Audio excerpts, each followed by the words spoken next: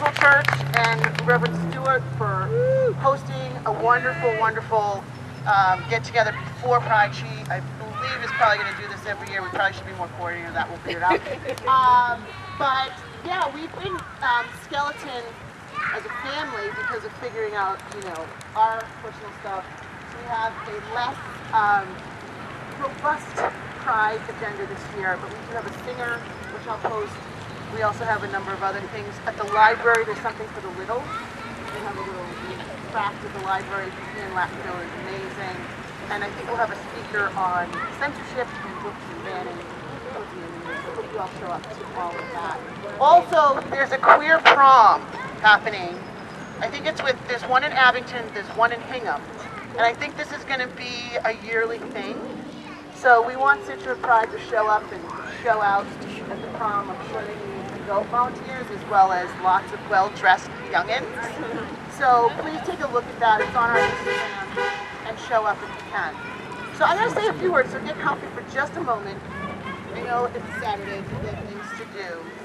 My name's Nikki Sanders, and I am president of Scituate Pride. I want to thank you all for coming today and supporting. I know that we weren't as well publicized, but you came anyway, and we really appreciate that. My pronouns are she, her, and hers. And also, I want to talk a tiny bit about what Pride is and what it's not. So, part of it is a celebration. A major part of it, if you're at the Boston Pride, is about celebration of all that queer people have been through and still survived and are still around, and all of the friends and allies that helped us to survive and stay around. But originally it started with the Stonewall riots, which was also called the Stonewall Rebellion, on June 28, 1969. And the Pride Walks are getting earlier and earlier in the month because it's getting hotter and hotter in June. But that's the actual date that people try to have their walk or their march on, is the 28th. It started in New York City, and there were 3 newspapers that promoted the Pride, and that's all. So, get a little choked up, because the gay and queer community currently is under attack. And so much so that the HRC, the Human Rights Campaign, has issued on June 6th, for the first time ever, that we are in the middle of what they're calling an epidemic. And it says that for the first time ever, Human Rights Campaign officially declares a state of emergency for LGBTQ plus Americans, issues a national warning and guidebook to ensure safety for LGBTQIA plus residents and travelers. This is an organization that has dealt with violence against gay people and queer people for a very long time, and they've never ever done that. They've never done that. That means we're being attacked more regularly, we're being killed more regularly, we're being kept out of jobs, kept out of housing, kept out of many spaces that give us access to food and water and help for our children. And it is a direct attack against the community, and they've issued a state of emergency. So please check out the HRC website to read more about that.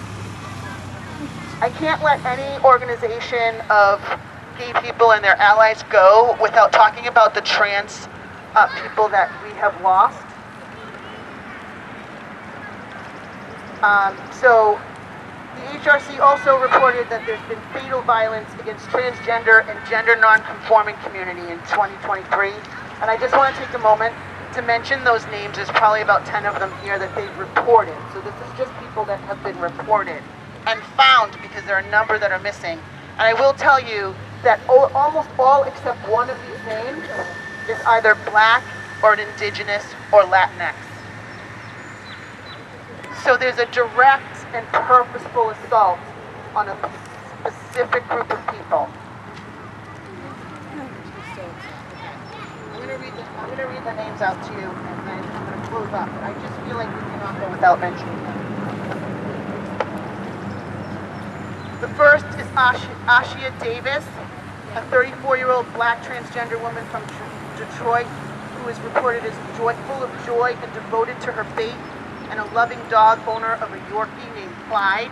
And on June 2nd, the second day of Pride Month, she was found dead in a Highland Park hotel room.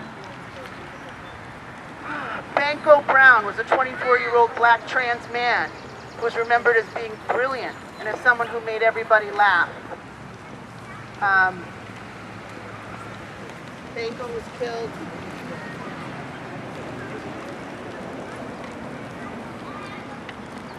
Sorry, it's like sticky because it's hot.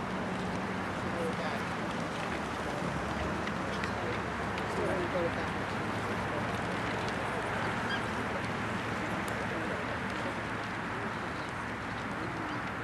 Banco was killed by an armed security guard in San Francisco after an altercation with an armed security guard at a local Walgreens store.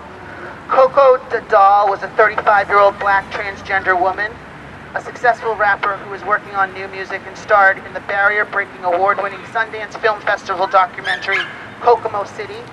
Tragically, Coco was found shot to death near an Atlanta shopping plaza on April 18th. Ashley Burton, a 37-year-old black transgender woman who was described as a courageous fighter by her cousin. Her brother Patrick praised her authenticity as a trans woman, saying, "The way my siblings moved in life was take it or leave it. This is how I am." Ashley was killed in Atlanta, Georgia on April 11, 2023. Tashaya Woodland, a black, high-spirited transgender woman who was protective of those she loved, was tragically killed in St. Mary's County, Maryland on March 24th, 2023. Tortuguita, a 26-year-old indigenous, queer, and non-binary environmental activist and community organizer, was remembered as radiant, joyful, beloved community member, and took a great joy in caring for each and every person they came across.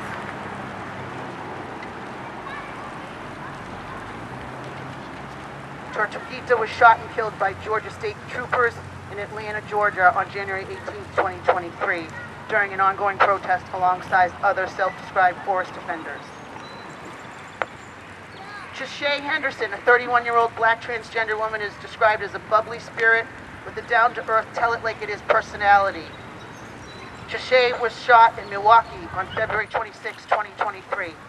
Maria Jose Rivera, a 22-year-old Latina transgender woman, was described by her immigration lawyer as lively, funny, and dynamic. Maria Jose was found fatally shot in Houston on January 21st, 2023. And Zaki Imanitowa, a black transgender woman, was described as someone who was well loved by family, friends, and co-workers, and that she lived her life bravely and authentically. She immigrated to the U.S. from Rwanda and was killed on February 3rd, 2023 in Louisville, Kentucky, in the parking lot of her workplace. Sorry, I have two more. Unique Banks, a 21-year-old Latina trans woman, was killed in a mass shooting along with her mother, Alessandra Olmo, on January 23rd, 2023 in Chicago. And Casey Johnson, Bula Brodinsky, remembered as being kind and caring, the 21-year-old white transgender woman, was killed in Wilmington, North Carolina on January 14, 2023. Please remember these names. Please check out the HRC website. We have to keep these people in mind as we do what we do every day to protect gay and queer people. And just to identify what the queer community is, it's gay and queer folks, but it's everyone who supports them, loves them, feeds them, hugs them, protects them, speaks up for them. Everyone is a part of our community that does that, and we need you all. How do you support us? If you see us in a situation where someone is being unkind or unfair, step in or step close to us. That can do a lot, just stepping near someone. And if it's more than one person, then form a circle outside of the incident. You know, make eye contact with other people that are looking around like this isn't right, and form a circle around the person. All right? These are ways to protect gay and queer lives. And whether you're gay or not, these are techniques that you can use to ensure that your loved ones and people like them come home to their family. I want to, again, I'm going to let us all go. I'm so impressed with us getting out here today on a Saturday towards the end of the school year. And I'm so thankful for all the faces that I see. Some very familiar. I want to recognize Denise Flanagan. I saw her somewhere. She's doing amazing work and continues to do that with the flag. Again, Reverend Scituate and all the other people at St. Luke's Episcopal Church that consistently show up. I mean, St. Luke's has been at every single walk. Like everyone, with their banner, without the banner, every single walk, and so we're really thankful for them. Shout outs to some of our donors, Untold Brewery, the Scituate Animal Hospital, First Congregational Church, the Unitarian Church, and all the other organizations in town that donate or give or show up for Scituate Pride. We hope that you continue to do that. And we hope that you start coming to meetings. And now that we're kind of a little bit more stable in town, we'll be doing a lot more activities, we'll be doing a lot more straight talks, we'll be doing a lot more advocacy, and we want you to join us. So thank you very much for coming today, and what an awesome walk. And for one last time, Scituate! You don't want no beef! You just act like you do! Trans folks, we got you! Cause you don't want no beef! You just act like you do! Great job today. Great job today, guys. Thank you, everyone. Thank you, everyone, for coming.